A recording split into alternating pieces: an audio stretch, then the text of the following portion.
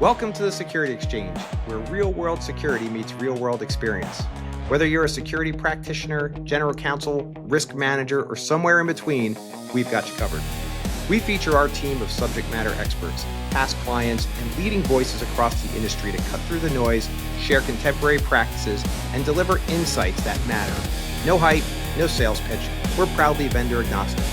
While we stay sharp on the latest tech and trends, our guidance is grounded in one thing: what actually works. From cyber to physical security, from policy to preparedness, it's all on the table.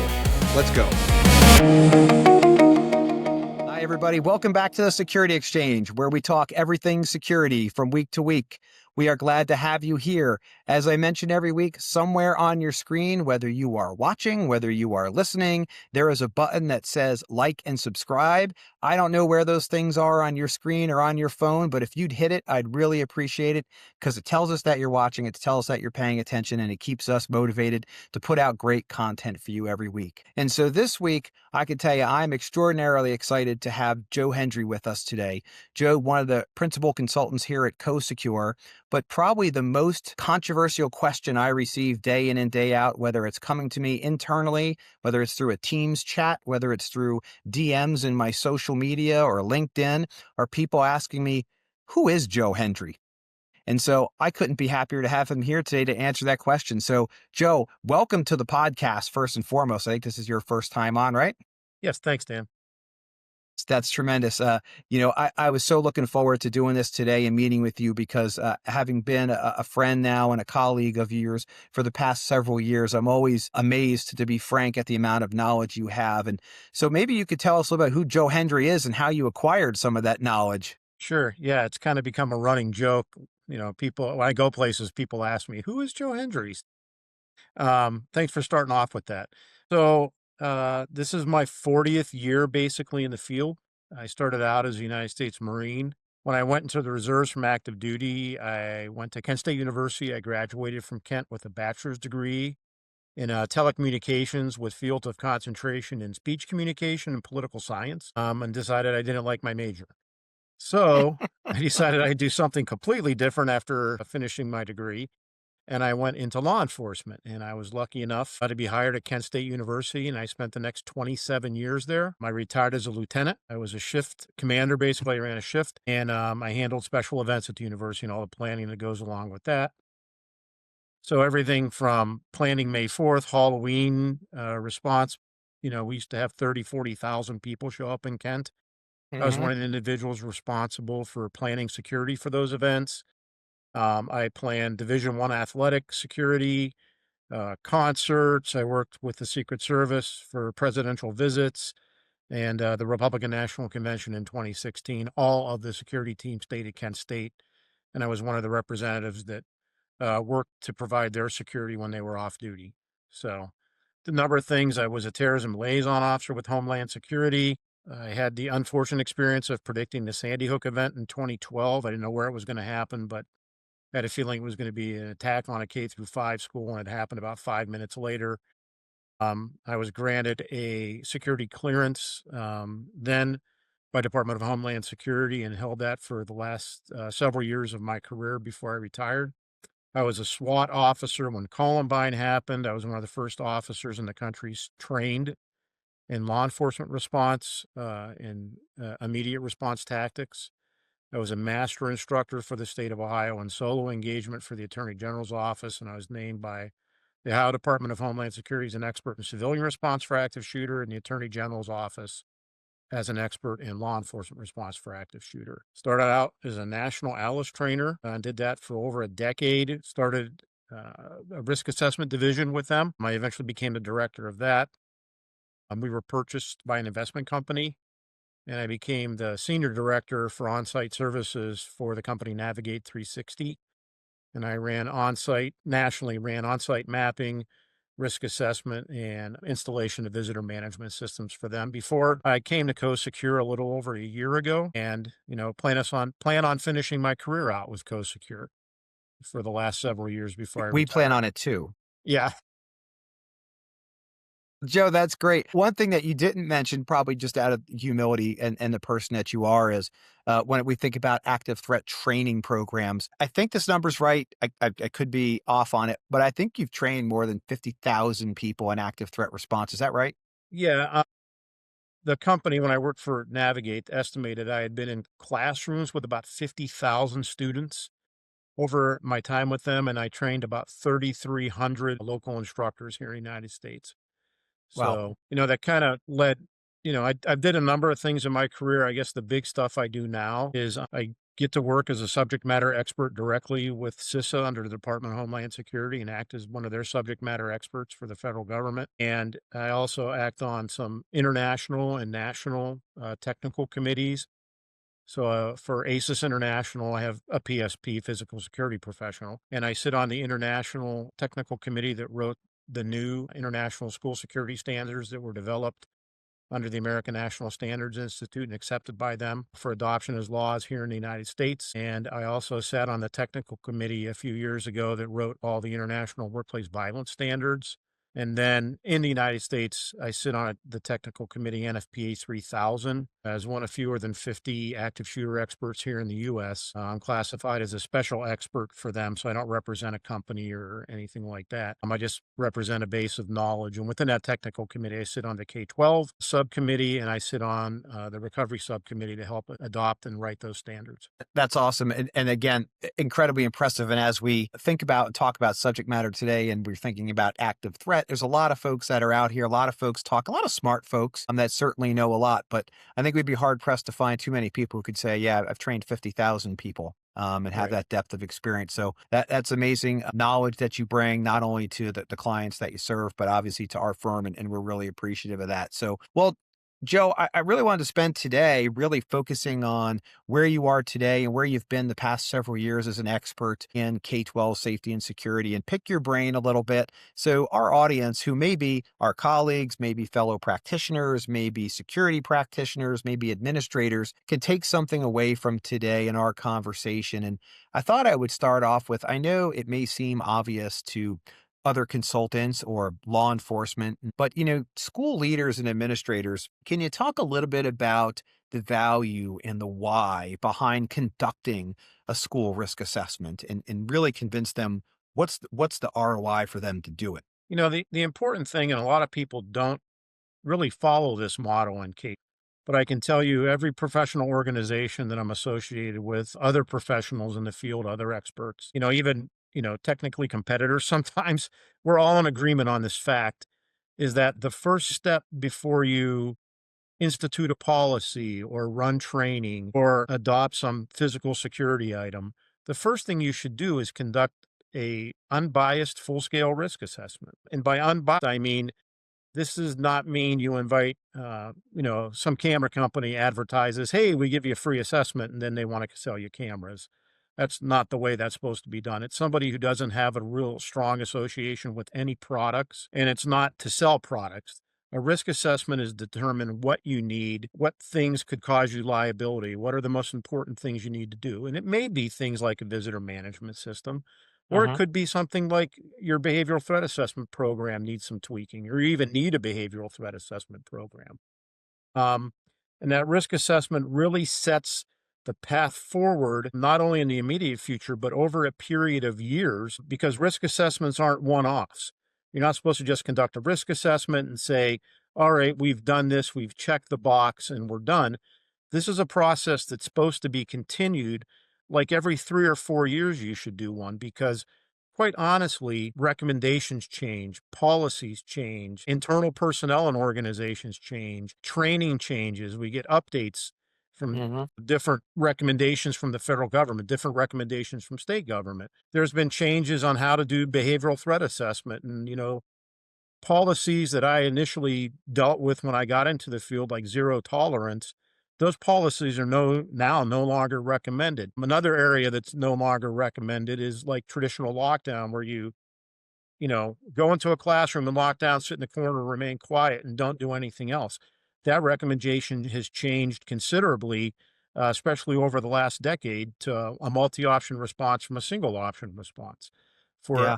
incidents for active shooter and violent events. And those changes need updated in your policies, in your training, and in your procedures, not just one time. Those changes, impact you continuously. And if you're not keeping up with it and not keeping up with all the professional standards that are going on and now being released, you're behind. I mean, we see schools sometimes that um, really are not 5 years behind or 10 years behind in planning. Some of them are 25 to 30 years behind in planning. Yeah. I think, Joe, when you say unbiased objectivity, I think that's maybe one of the most important things that we see when we're looking to identify risks in schools. We can't have a filter on of just one perspective, right? Or Right. certainly one perception, because they are always going to be geared towards that individual and that bias that may be implicit. If you focus on access, if you focus on visitor management, if your big concern is active threat, you're likely to see everything through that optic. Not always, right? But Right. prioritizing that way. And I think that's a really great point. The other thing you mentioned, Joe, was the prioritization of the cadence, every 3 to 4 years. Is that generally where you see folks at now? Is this every 3 to 4 years, in addition to the constant improvement, right? Something is wrong, Right. something changes, fix it today. You don't wait the 3 years. Right. But is that Obviously. about the cadence that you see folks on now? Yeah, and, I didn't say this in my background, but I'm one of the listed as an expert service provider, and COSECURE is listed as an expert service provider for the insurance industry and their clients. It's not, Joe Hendry or COSECURE or Dan Pascale saying that you need to have a full scale unbiased risk assessment every 3 or 4 years. It's your insurance companies are saying this. Professional organizations like ASIS and PASS, those organizations are saying the first step in everything is to conduct a full scale unbiased risk assessment. So it's not, something that you or I are saying or us as a company. This is literally not only nationwide, but it's in the international standard and recommendations to conduct those assessments. So what happens is a lot of people get focused on individual events. It could be something personal that happened at their organization, or it could be a Mhm. national event like an active shooter happens. And they become so focused on that event and buying something they think that will address that event that they miss everything else. So, we see that a lot of times with people want to buy a product because there was a shooting at a school when really probably the thing that they're going to need is behavioral threat assessment, which is a prevention step and not a response step. Now, it doesn't mean you may not need to purchase something that's a response step, but really, the prioritization of a school or school district should be to prevent events, not respond to them and not have to recover from them. But a lot of times here in the United States, we throw a lot of focus on buying something so that we can show people what we're doing. And sometimes it's the behind the scene decisions that actually prevent the incident from happening. Yeah, I think So, that and little the bit of focus security sometimes theater, needs to Joe. be there. What's that, Dan? I think we got a little bit of security theater going on, probably more often than we need. Yeah, I think, and I'm not a Luddite when it comes to technology at all. But the important thing is that we understand the technology that we're buying. I'm a big proponent of when you buy technology, you should probably look at technology from 3 or 4 different sources and compare that technology. I mean, I just last week did a visit, or actually no, last week. I did a visit to Chea in Hudson. That's how my life goes. I don't know what day or week I'm in, but I was just at Chea in Hudson to look at their products, and I had run into them at ASIS. And I'm familiar with some of their personnel. They invited me to come look at their products and get an in-depth view of how their products are developed and all of that. That needs to probably happen more often because while we're unbiased in our recommendations, companies need to understand that when they compete against other companies, that should be not just on a showroom floor. That may be in the cafeteria of some school after hours where people are coming in to say, do we buy this metal detector if we need it? Do we buy this metal detector if we need it? They actually probably should have experts there who understand how these systems are supposed to be tested under national standards because, there's a lot of products sometimes that people say are tested and they're not tested, or there is not even a standard to test them in many instances. So it's important to have experts that not only understand the product and how it works, but understand how all of the products are supposed to work. I travel all over the country and did some international visits, and I was looking at what products, because security never sleeps, I guess. I was Nope, looking at doesn't. what products are being utilized overseas as compared to here in the United States in many locations in Spain, in France, in Italy. And there's very different standards and product purchasing going on in Europe for security than is going on here in the United States.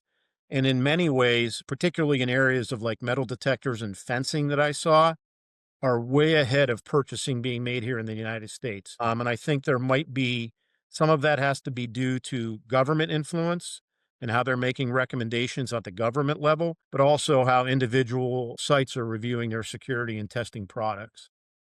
Yeah, it's interesting, Joe, and I appreciate that perception of the way folks are working because I actually have this down on my list to talk about a little bit later with you, but I'm going to jump around because it's a virtual podcast. We have latitude to do that, right? And really touch on a hot topic. I think between us, our colleagues in the industry, and really those that we're advising, and that's we know school leaders struggle with making really difficult budget and resource decisions. It's probably one of the most challenging things that they do, and decisions between whether they're going to add staffing this year or hardware or do training or add some new technological resource, right? And vendors, vendors are great. They create products, they create solutions, right? That we do need, but they also have a tendency to boast it's the next best thing, right? Often Right. with no roadmap to that's grounded in risk or reduction or mitigation in some way. So how would you advise school leaders to be more strategic in their thinking and to be more selective and sort of resist, right? That need to say, well, something is out there, so we went out and got the latest and greatest, so we're safe and protected. How do you say to them, no, no, no, pull back to your first point? We start with a comprehensive risk assessment and let them know that that's okay. How are you working with Yeah. folks to get there? It's important because many times we go on site to do an assessment and the client immediately begins sharing with us what they think they need. Yeah. So in those conversations, sometimes you get really great insight into what their focus is and kind of what the fear is within the organization, what they think they're going to experience. In doing some research for a project we were working on with CISA, they're between 2014 and now, and this has changed slightly since then, but there were only 14, and I say only 14 as a caveat, but there were only 14 incidents of active shooters in K-12 in the United States.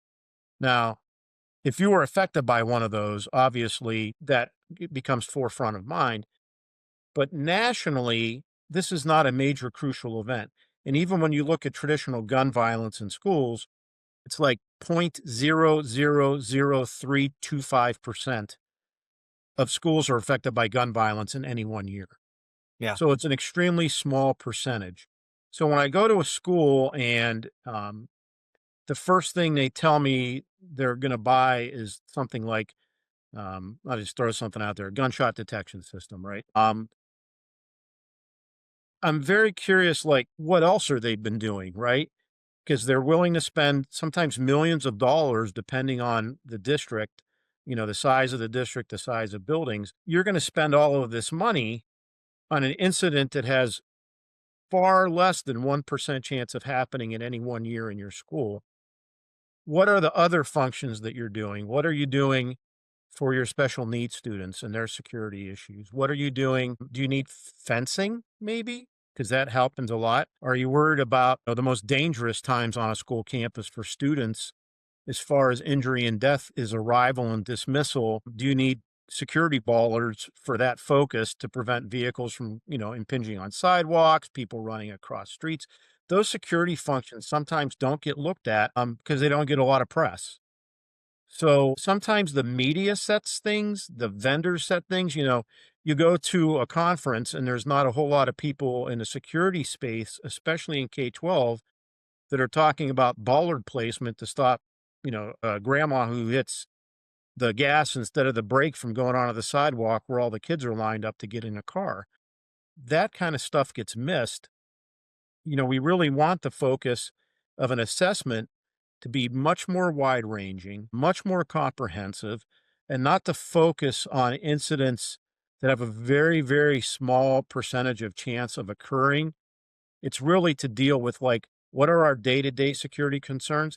And it doesn't mean there might not be a school somewhere in the country that needs a product like that, Sure. but the actual reality of it is the risk assessment sets the priority for the incidents that are most likely to occur and affect you.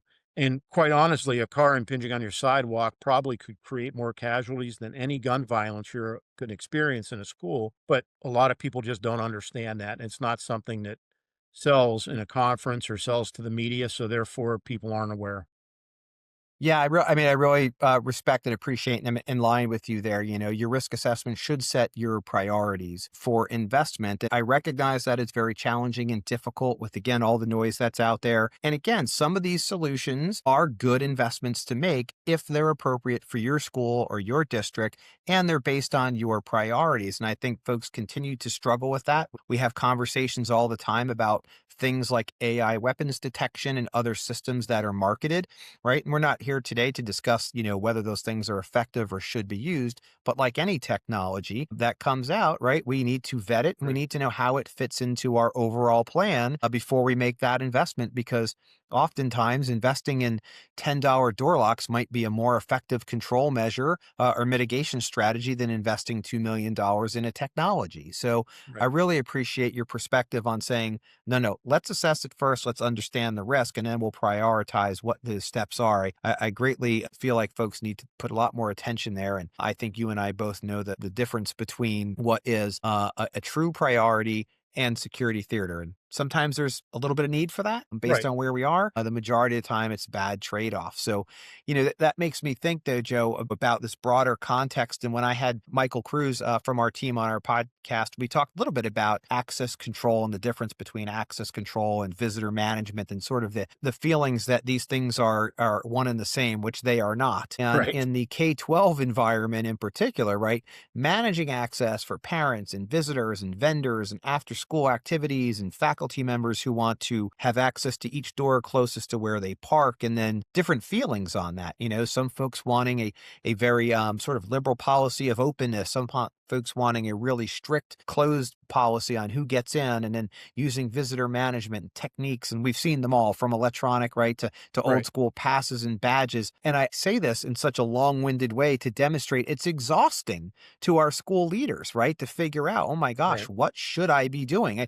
I never thought I'd worry about this. I have 162 wonderful students in my school and I know everyone by name. Why am I focusing on locks and creating capture areas and these other things? So all of that's a long way for me to get to. When you think about access to our facilities right now and making sort of the most reasonable decisions and ones that also we can talk to our community about, what are the big drivers behind controlling access right now into our schools? And what are the sort of must do's? I don't really ask about your culture today. You're going to do these things. The Right. rest are things we can talk about. I think the big push is to actually have locations that we can secure. So one of the big things for me and the realization that we have the majority of schools in this country were built in an era where we weren't experiencing the criminal activity that we are now in schools. Sure. And because of that, schools were not really focused on locking the perimeter of the building, making the perimeter of the building more secure. There was no such thing as cameras really when schools were built. The majority of schools were built. Yeah. There was no such thing as alarms in schools.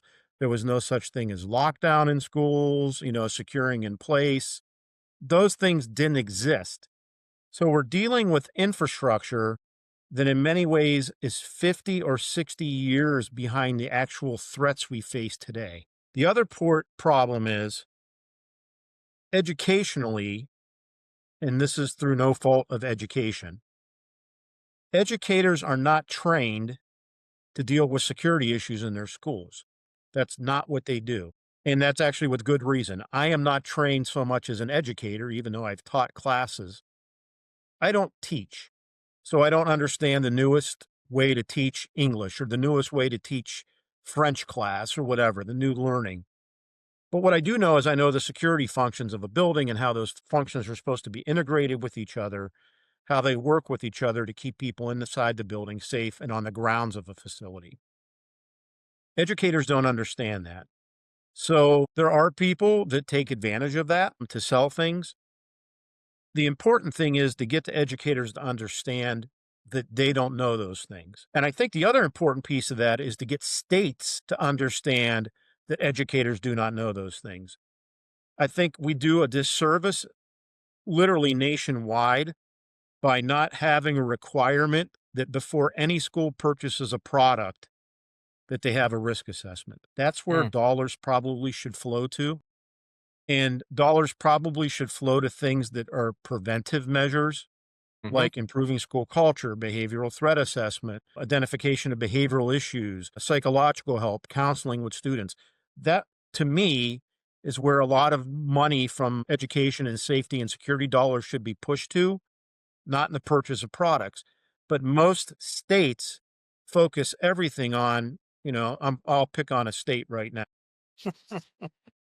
Texas required ground proofing with preventive film on all ground floor windows and doors. That may be a really good idea for some schools in certain areas, but there's Mhm. no risk assessment. It's just like a blanket statement that everyone has to put this and install it. It didn't free up enough dollars for every school in the state to do it. So schools had Sure. to come up with their own money to do this and everything. Like I said, not technically a bad idea, maybe actually you needed in some areas, but there were probably some things that schools needed that way outweighed putting protective film on windows, shatter resistant film. Way, way outweighed it. But Yeah. because the state said X, now all the schools have to do X. But the benefit of that may only be effective in a handful of schools. But the benefit of things like behavioral threat assessment, those are things that schools utilize almost every day in behavioral assessment and counseling and everything. Those actual things that are preventive measures that keep them safe and assist students and staff inside the building. Those pieces get missed. They're not normally funded through security grants or safety grants. So those are the things that I see that are majorly concerning to me as a professional in the field that, like I said, we may need protective film on some windows and shatter resistant film, but is that in every school problem? I would say no, but in every school problem is behavioral assessment, counseling, psychological assistance, things like that. That's areas that we need focus on, and very, very often I do not see it from states. That's great to hear because I'm going to be talking about that in just a second. But I really like what you said there too, because if you go back to your previous point, when we think about the unfunded mandates that folks are getting, there's some argument that can be made. We just need to do it, right? And if we don't mandate folks to do it, they won't do anything. But I think the concern is that when we push out unfunded mandates to avoid regulatory issues and obviously penalties, we may take those security priorities away and we push them to the side because if this unfunded mandate came in and that's got to come from this fiscal year's budget, even though our risk assessment identified two other things that are much higher on the Right. risk scale, they get pushed off to next year and next year. And we know how budgeting goes. That can get kicked down the road just a really long time. Yeah, I had just had a discussion with the state that I won't mention that at one point had some personnel that were actually conducting some risk assessments for the state, and the person that was mainly doing it retired and hasn't been replaced due to some dollars associated with that position, which means no one in this state, unless they somehow funded it themselves, has had a risk assessment in several years. And it was told to me probably since pre-pandemic for several schools. That's way beyond what the recommendation is for how often you need to conduct a risk assessment, which means there's an entire state, probably with the majority of their schools, that are now behind the curve. You and I both know from dealing with products and how fast product turnover goes in the field. Camera systems that you bought 6, 7, 8 years ago Hmm. probably are obsolete now and need replaced, and no one's been planning for that. No one's been checking it. Schools, are kind of doing things on a shoestring to begin with. The state dollars aren't there, and sometimes the state dollars go to things that maybe the schools don't even need. Hmm. And really, it's putting us behind. Because I can tell you threats study. They study what we do. They study how schools are responding. That's right. They look at states, who's funding security, who's not funding security, what are they funding. We've had 2 incidents now in the last couple of years where, there were several organizations making statements about gunmen not breaching locked doors and being able to kill anybody inside rooms. That's now happened twice in the last couple of years. The bad guys are learning, right? Yeah. If we're not keeping up with the threats, but the threats are keeping up with us, we're in big trouble. Yeah, and I'll tell you what's really scary about that. And we won't talk much about it today, or we'll be here for 3 more hours. But that is the truth is AI can do this for you. AI can run those questions and algorithms for you. What are vulnerabilities? Where are they? What are the latest stats? Those things are now readily available to folks, and it's done for you. Obviously, for legitimate research for folks like us. But when you put that in the other hands, we know what the result is. It's smaller, faster, and cheaper than ever before. Yeah, the bad guys study. So, and They I know do. you study, I know I study, I know the people we work with in COSECURE, other professionals, they all study these events and we learn from them and what recommendations we make. Sometimes those recommendations can actually change. And I'll bring this up, you know, today, and you kind of made alluded to it in a post I made on LinkedIn today. But there was a school discovered putting children in boxes, and Yeah. I'm sure you read the article up in northern New York, and I'm like, this is children that were experiencing behavioral issues that needed to probably have a quiet room or a quiet corner or something like that with an adult, to help them learn how to control their behaviors. And this school literally was putting them in 3x5 padded crates and closing them inside there. If states had required professional risk assessments to be done, I am pretty sure no one would have ever recommended that, at least in the field and the professionals that I know Let's across hope the not. country. But somehow this Joe, school did that. yeah, I just wanted to cut in there real quick, Joe, and just say, because at the same time, when you talk about had you done a risk assessment, and this is going to sound a little bit like a promotion, but it's really not.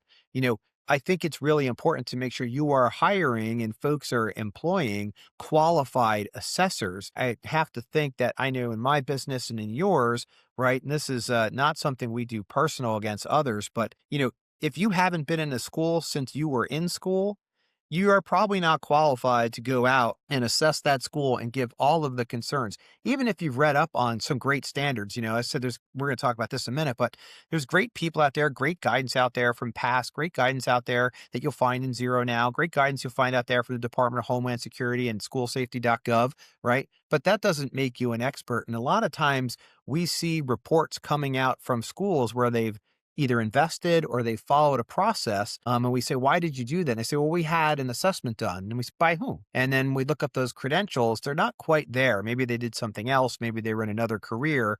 But I think it does take nuance and quality assessment to do this. I just thought I'd get your opinion on that. Again, we're not trying to hurt or bash anyone in our industry, but I think there is something to be said about the nuance and certainly of schools. And and I'll say this about myself. So I'll kind of point the finger towards myself.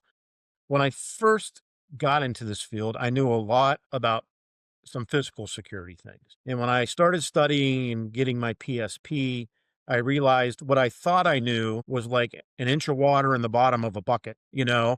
realized I'm going to have to study, I'm going to have to learn all this, not only how physical security works, but like, those questions on that board exam are, here's your client, here's what their needs are, here's 4 types of lighting or 4 types of fencing. Which one is the best for given their circumstance? And then you suddenly realize, oh my God, this is a test with technically no wrong answers. I have to know what is the best answer, right? Yeah. And I think a lot of times we've tried to, for lack of a better phrase, dumb down risk assessment and just allow people to check boxes. And, you know, I understand checkbox assessments, and sometimes in between professional risk assessments, those things may be okay to use. It kind of gives you Hmm. some grounding in what you're doing, especially if you have to utilize your own people to do it, right? Yes. But you and I and the other people that we work with that are professionals in this industry, we do not walk around with a checklist. It's here. And the important thing is that it's here and that we understand what we're looking at. You know, I could know all there is to know about physical security and have training in that, and I have a certification in it. But the factors in matter is I had to learn about behavioral threat assessment, and I'm trained instructor in NTAC. I went through with the people who invented NTAC for the Secret Service, not so I could conduct behavioral threat assessment, but that I could understand it and know what I was looking at when I was working with clients. The important thing is I understand it. I know how it's supposed to work. I know how it's supposed to be documented. I know all those things. But if I was just using a checklist and someone asked me, do you have a behavioral threat assessment team? I would say, oh, yeah, this school has a behavioral threat assessment team. The knowledge piece from a professional is, do you have a behavioral threat assessment team that is doing this the right way? You and I both know, and have Yes, probably agreed. worked some cases over the years for people that had things that were doing it completely wrong, or maybe they were doing some things right and some things incorrectly. And it comes back in the long term when there's a lawsuit or they miss something or it's not properly documented. And then it becomes a question of, you know, how much do we want to pay out to this person because of the mistakes we made? Yeah, And the number of schools and school districts that happens to is legion. yeah, yeah, And just because it's not full front of mind, because a lot of these decisions for payouts and dollars and things that are gone wrong are behind closed doors, doesn't mean that it's not happening on a regular basis. You and I both know that it does. hmm, Um, and the important thing is schools do things right up front. So if something does happen, it's easier for professionals to defend them in depositions, in a court of law, to say, no, this was done correctly.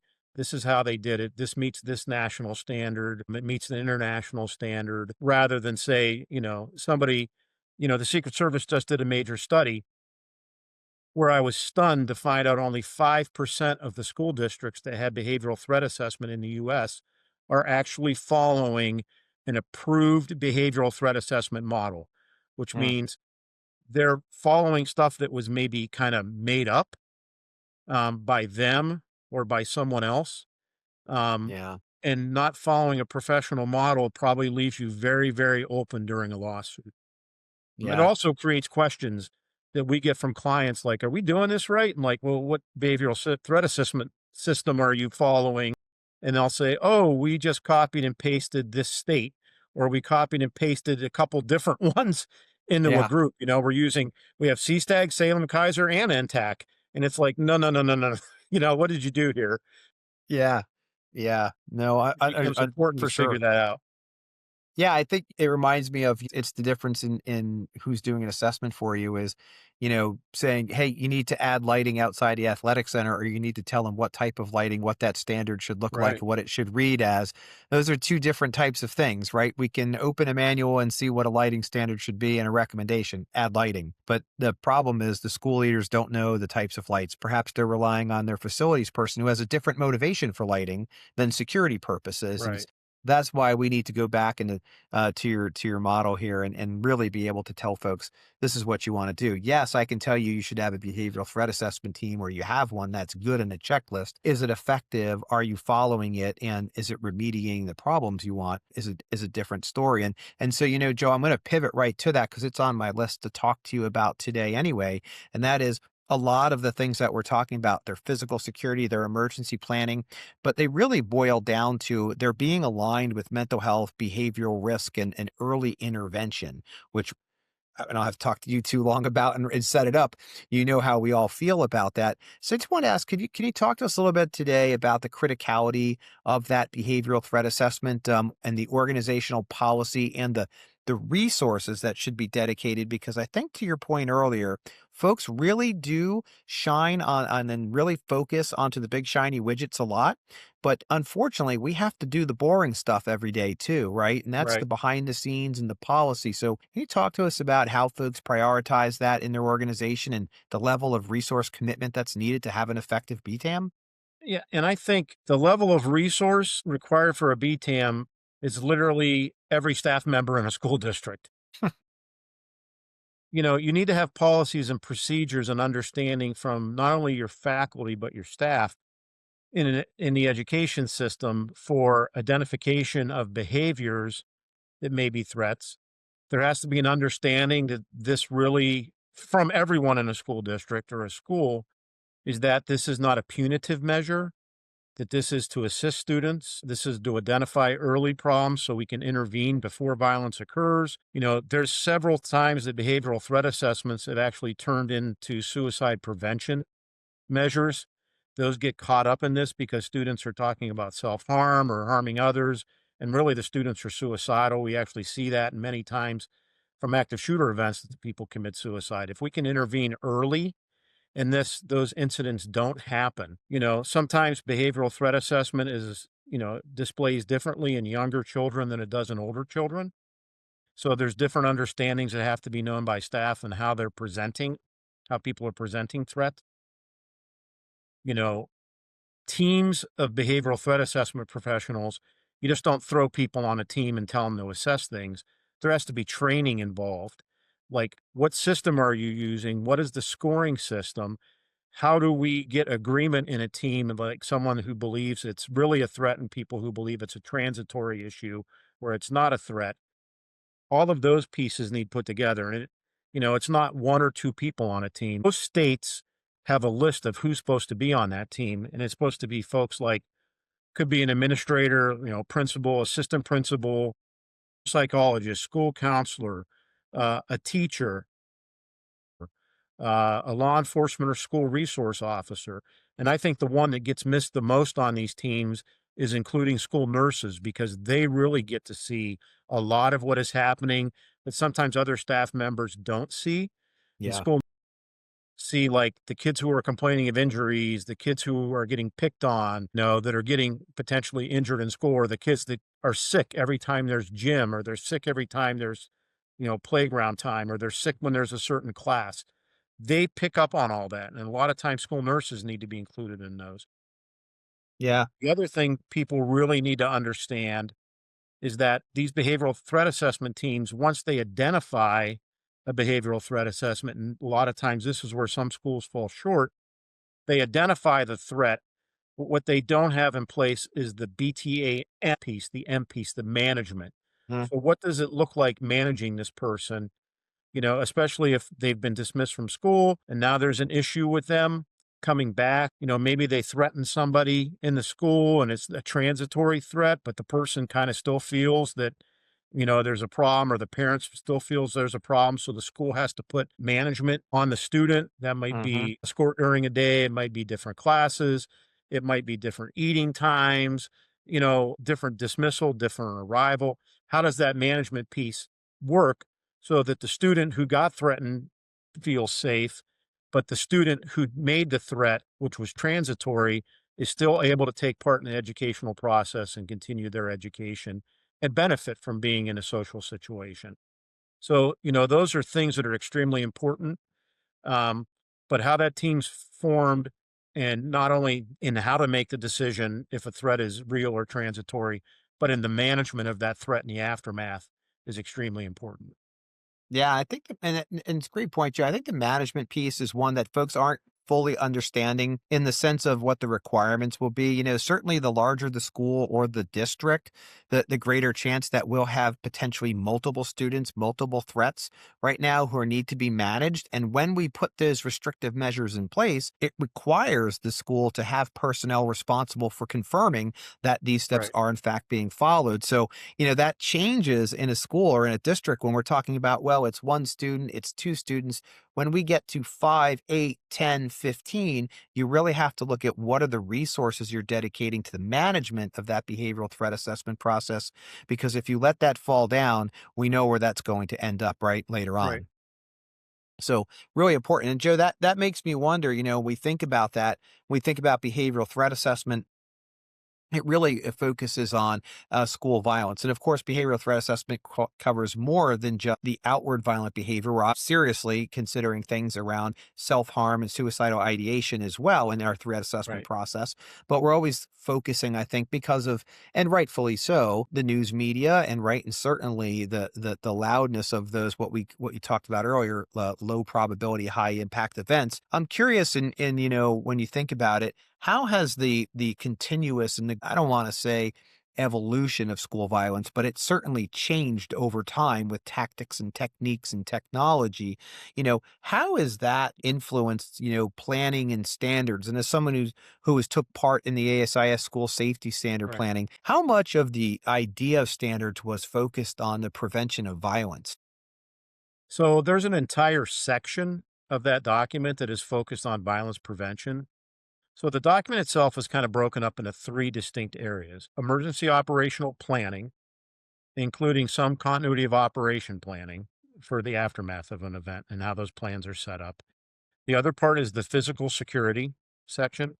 And then there is a complete behavioral threat assessment section that stands alone in the document that is focused on prevention. Hmm. You know, some the you know, I was involved with it. I was more listening to the professionals and then deciding how to implement and what standards to put in a document. Like people like Dr. Dewey Cornell were on that technical committee. So there were behavioral threat assessment professionals, um, that were making the sausage basically. If you ever sat on a technical committee, it's, sometimes not pretty, and you better be prepared to someone to tell you that you're wrong, even if you're an expert in your field, because there's other experts in the room.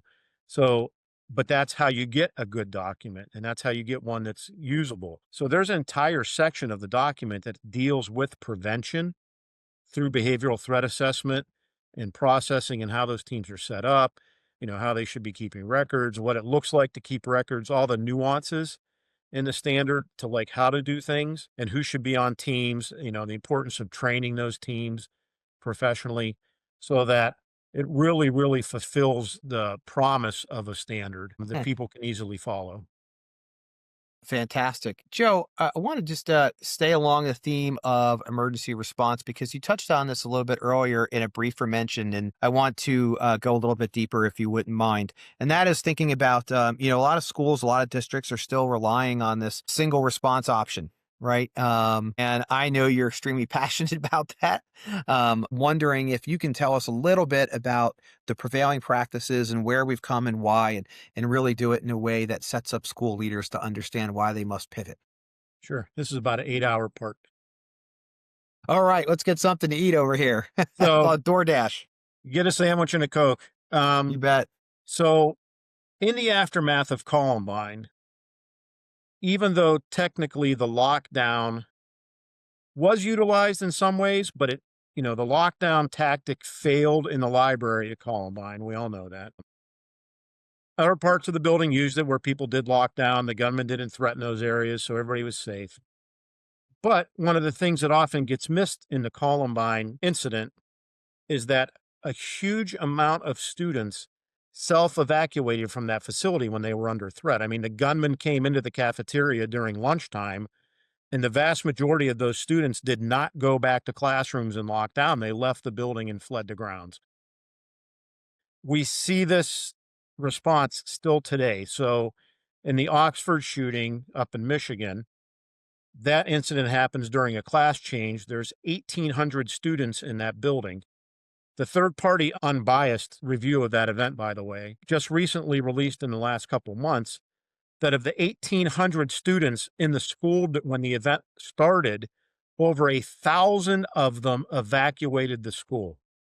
Hmm. Now, there are some schools and some programs and even some states that push single option response lockdown. Single option response lockdown was originally developed and adopted, but not adapted for active shooter from drive-by shooting drills in Southern California. So that's where the pulling of the drapes goes. You have to remember, Southern California has what's called open ground schools. So a lot of them are motel style. Cafeterias are outdoors, lockers are outdoors, gyms are outdoors, because they have very different climate than most of the country. So drive-by shootings that were occurring in Southern California happened because there were gang members. You have to go back to the 1960s because of the riots Mm. in Los Angeles. LA schools fenced in a lot of their properties to keep threats from the neighborhood from going on to school grounds. But when the FBI defeats the mafia in the 1970s in Southern California, that gap, power vacuum is filled by gangs. The gangs are primarily younger, 20-year-olds, teenagers. That vacuum is filled by them, and they're at school during the day, so they begin to attack each other at school through drive-by shootings. The shooting response that was developed for drive-by shootings was if you were outside the building, you got behind something and tried to hide laying on the ground. But if you were in a classroom, what you were supposed to do was pull the drapes. It had two different tactical responses here. One was so the gunman could not see into the room. And the second one was when glass is shot that it didn't shatter and fly around the room. The second thing is you're not supposed to be near the door because obviously rounds can come through a door, but moved people away from the door.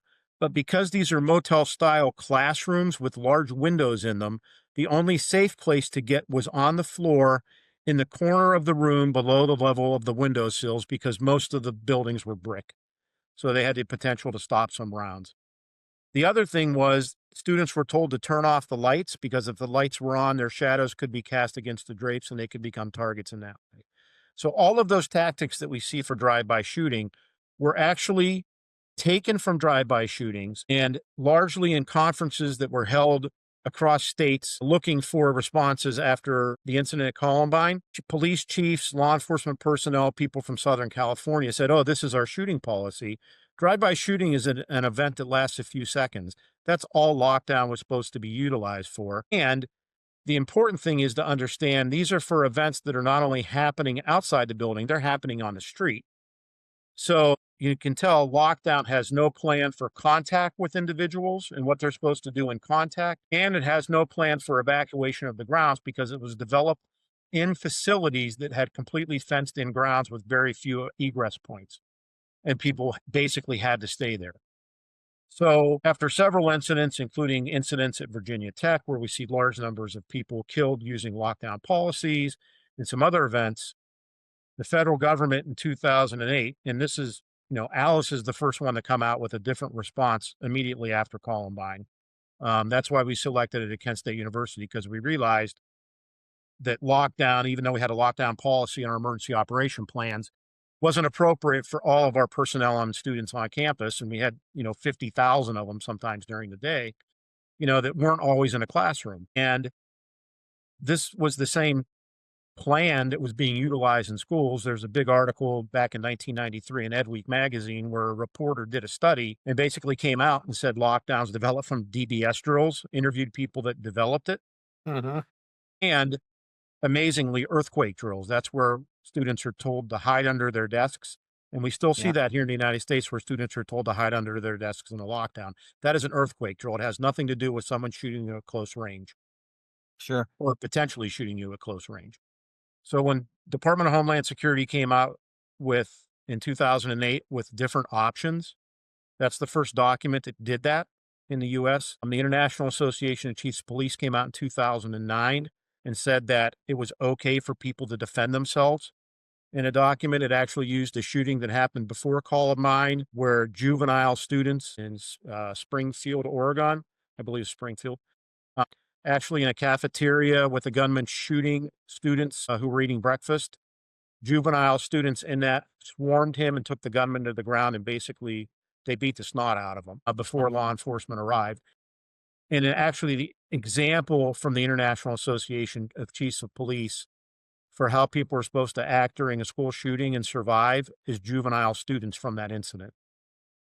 A very special individual named Jake Riker was the one that was actually pointed out in doing that. After the incident happens at Sandy Hook, the federal government then releases the run, hide, fight recommendations. Initially, it was just run and hide for students. Continuous incidents have occurred over the last 12 years. The fight part of the recommendation from the federal government has now been extended to high school students and junior high students if schools do decide that they have the ability to learn that tactic. Obviously, for elementary students, the fight tactic, is not a responsible response for them.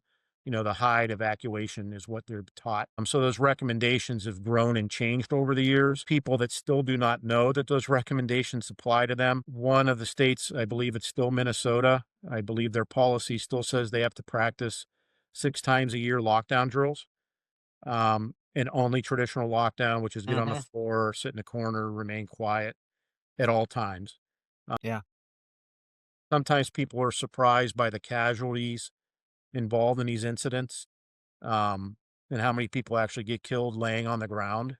It's an amazing statistic when you look at who were killed in active shooter incidents are killed while they're on the ground. They're not shot while they're evacuating. I mean, there's reasons for that. Myself, Dr. Melissa Moon, Dr. Cheryl Little Johnson conducted a study on it where it showed that survival rates in multi-option response far exceed survival rates in use of lockdown. So it's extremely important that schools and people understand that, training is what saves your life many times, Yeah. and knowing when to go into lockdown because there is a place for it, but also knowing when to evacuate and potentially when to use, fight or counter under Alice, when to use those tactics is also extremely important to save your life and others.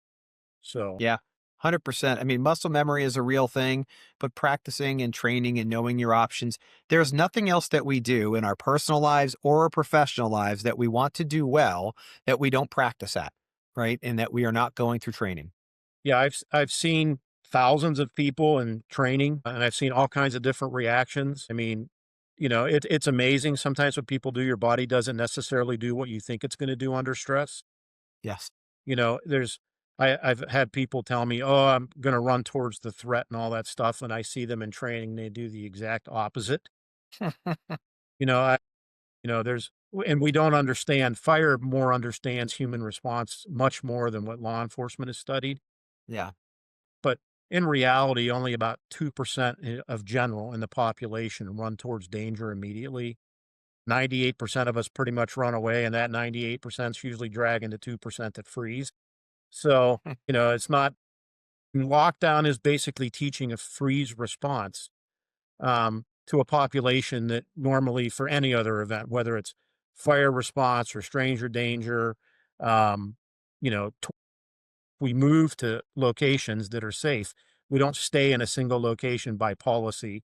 We stay in locations based on where Yeah, it's so interesting, Joe. I haven't trained 50,000 people, but more like 5,000 people in active threat response and immediate action. And I tell everyone when I'm in those classes, as I'm teaching and instructing them and hoping that they are taking something away from our conversation, that as much as I've done it, as many times as I've said it, I've never been in that situation. And so to this day, no matter how many times I say it, I still don't know exactly what I will do because that emotion, that fight or flight response is likely to kick in.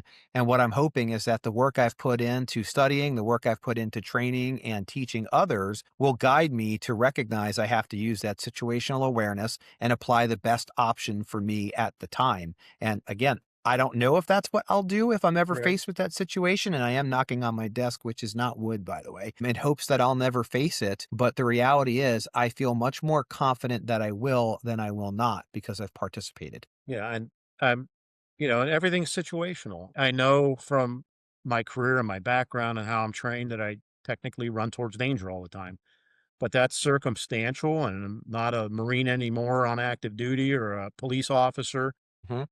and I've seen in training where trained police officers in a drill where they were unarmed tried to run towards a gunman from the far side of a room and actually blocked people from evacuating and got people killed. That's when, in a drill, that's when you actually want to make a mistake. Mhm. And, you run through exercises, you run through drills. It's okay to play mind games with yourself and try and understand, like, oh, I would do this or I would do that. But until you get in that, and the officer, until we pointed it out to him, it was a two-doored room. He was in the far corner. The gunman came through the door in basically the front of the room. He tried to run across the room to get to the gunman, but there were 30 people between him and the gunman. Did is those 30 people, a lot of them were trying to get out of the room, and he literally blocked their exit and was throwing them on the ground. I had to call safety because of how he was acting, and he didn't realize that his response was totally inappropriate given his circumstance. He thought he was going to respond a certain way. He kind of did, but it was completely inappropriate for the circumstance. So he didn't understand that about himself. So he Yeah. learned that day, and had a classroom of people like, why would you do this? And Yeah. he didn't understand it in his own head. So, training's very important. Walkthroughs are very important. Evacuation of facility. Where do you go? We see that in report after report after report. No one's Time. prepared a notification center. No one's prepared to make notification to parents for children or other staff members, even other loved ones that show up, that their person is in the hospital, that potentially they've been killed or they're missing. We see that in incident after incident. We see focus sometimes in K-12 on conducting an evacuation of a school and going to a reunification point, and then it ends there. You know, they're not prepared in the site to provide initial mental health resources, initial community resources to feed people, to water them. Where's the notification center? What is the security at the site? How are we like taking IDs? This is a huge process, Yeah. and sometimes they want to assign school personnel to do this that are just as majorly impacted in mental health as the people who were actually inside the incident, because they may have lost coworkers, they may have lost students. That's impacting them. And we're not planning on a very realistic level in order to provide services, even in the short or long term for recovery, and it's just something, I saw a couple of weeks ago. So it's important that, you get professionals who understand these things and can show you how to do them and what you should be focusing on and what probably is something you can wait to focus on. Yeah, that's another really great point. And two things about this. So I know we're coming to the end of our time here today, Joe. I think what you've just done is set up our next podcast, right? And really the discussion that we're going to be having now about emergency response and really identifying all of the steps and getting past simple the planning phase and mitigation phase to the response and recovery phase. And it's different at every school. It's different at different districts. And even what I heard you saying right at the end there just made me smile a little bit. So many folks we work with have this reliance, or I might even say detrimental reliance, that, the public resources are going to be plentiful and overwhelming and overbearing, and they'll take care of everything for them. And the reality is, in a localized emergency, but even in a regional emergency, right? That expectation is probably way down here, right? The locals are figuring Right. this is a school problem. You have people to manage it, deal with it, get your people into the recovery phase. We're going to be dealing with the wet stuff on the hot stuff and that fallout. And so I see a lot of reliance in that. So, Joe, I really want to thank you for being here today. We Sure. started off It was with the fun. fundamental question today was going to be, who is Joe Hendry? And I think after spending an hour together, folks probably have a little clearer picture of that. He is someone who has spent a life dedicated to public service, to public safety, to helping others and really keeping people safe the best you can. Probably a lot of times that goes without its acknowledgement and folks recognizing just the difference that you've made. And I do. So first, I'm going to thank you for being here today and giving us your knowledge. And hopefully we'll be able to do this again. But I also need to thank, because we wouldn't be able to do this, number one, our sponsors. So Connect Bridge, these folks are more than third-party administrators, right? They are advancing leave management, FMLA, and ADA compliance. So check them out at connectbridge.com, one word, connectbridge.com. And to our partners at CoDiscover, like I said, these folks are amazing. They are really accelerating e-discovery and information governance through using technology and specific design. Attorneys is an amazing group. If you have any e-discovery or information governance needs, check out our friends at CoDiscover, CODISCOVR.com. No E in there. So with that, I'm going to thank everybody again for being part of today. If you remember, somewhere on your screen, there's a like and subscribe button to this podcast. Please do that for us. And we hope we'll be able to catch you next time on the Security Exchange.